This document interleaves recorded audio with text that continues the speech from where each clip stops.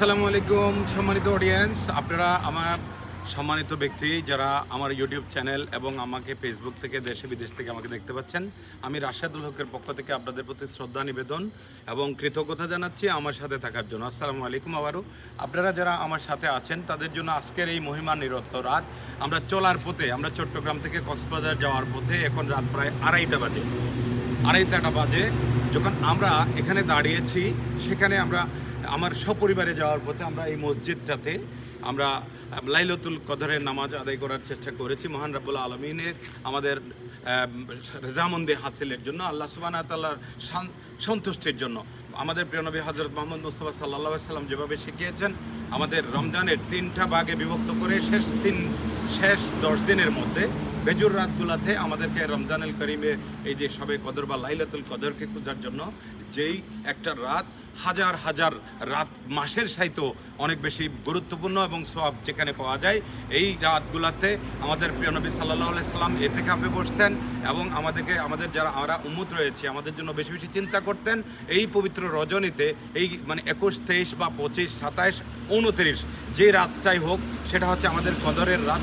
আমাদের প্রিয় নবী সাল্লাল্লাহু আলাইহি সাল্লাম উম্মতের জন্য যখন বনি ইসরাইলের যে অন্যান্য নবীদের বিশেষ করে তাদের অনেক বেশি বেশি করে হায়াত ছিল, তা আমাদের গড় আয়ু যখন 60 বা 70-এর মধ্যে হবে এইরকম একটা ধারণা আল্লাহ নবী পেয়েছেন, তখন আমার উম্মতের কি হবে? তারা তো 1000 বছর কোনো কি করতে পারে না, ইবাদত বন্দেগী আল্লাহর করতে পারবে না। তাহলে তাদের জন্য চিন্তিত থাকার পরবর্তীতে এই সবে কদরের রাত লাইলাতুল কদরের রাত্রে আল্লাহ নবীর কাছে এই সূরা এক পবিত্র কোরআন নাজিল হয়েছিল আমাদের জন্য শান্তির বার্তা হিসেবে। এই পৃথিবীর মানুষ যারা আমরা অন্ধকারের মধ্যে ছিলাম, না আইয়ামে জাহিলিয়াতের যুগে ছিলাম, তাদের জন্য আমাদের এই বান্দাদের জন্য আলোর দিশারি হয়ে পবিত্র কোরআন মাহে রমজানুল মুবারকে এবং কদরের রাত্রে এই পবিত্র নাজিল কোরআন শরীফ নাজিল হয়েছে।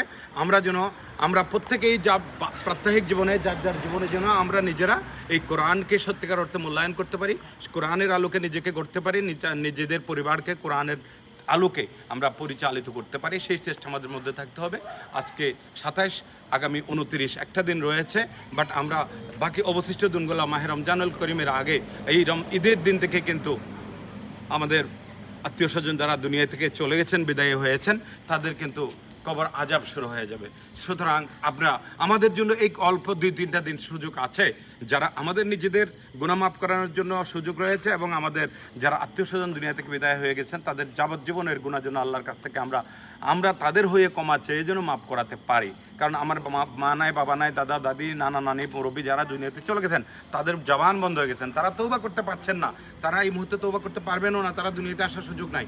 এই জন্য আমরা যারা উপযুক্ত ওয়ারিসান, উপযুক্ত ছেলে সন্তান বা পরবর্তী অনুজ যারা আমরা রয়েছি, আমাদের দায়িত্ব হচ্ছে তাদের হয়ে ক্ষমা চাওয়া। আল্লাহ সুবহানাহু ওয়া তাআলা আমাদেরকে সবাইকে ক্ষমা করে দিক এবং সবাইকে হেফাজত করুন, আমিন। আসসালামু আলাইকুম ওয়া রাহমাতুল্লাহি ওয়া বারাকাতুহু। যারা আমাদের চ্যানেলটা এখনও সাবস্ক্রাইব করেন নাই, ভালো ভালো কথাবার্তা শুনতে, ভালো ভালো পরামর্শ পেতে, আইনি বিভিন্ন সহযোগিতা পেতে, আইনি বিষয়ে গুরুত্বপূর্ণ পারিবারিক প্রাত্যহিক জীবনের সাথে সম্পর্কিত যে কোনো খুঁটিনাটি আইনি বিষয়ে যদি পরামর্শ পাওয়ার দরকার হয়, আমাদের এই চ্যানেলের সাথে থাকবেন এবং আমাদের ইউটিউব চ্যানেলটা সাবস্ক্রাইব করে দিবেন।